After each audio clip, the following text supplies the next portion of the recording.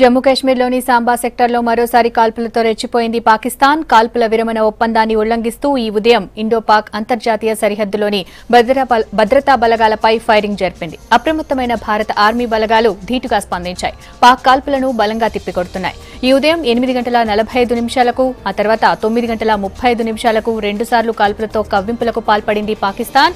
51mm మోటార్లతో దాడులు చేసింది. భద్రతా బలగాలు అప్రమత్తంగా ఉన్నాయని, ఈ దాడుల్లో ఎటువంటి ఆస్తి ప్రాణనష్టం జరగలేదని ఆర్మీ తెలిపింది.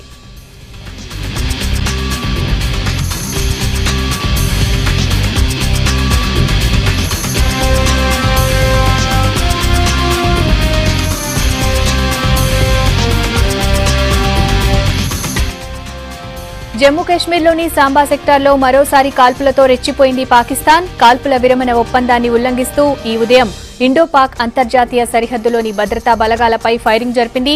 అప్రమత్తమైన భారత ఆర్మీ బలగాలు ధీటుగా స్పందించాయి. పాక్ కాల్పులను బలంగా తిప్పికొడుతున్నాయి.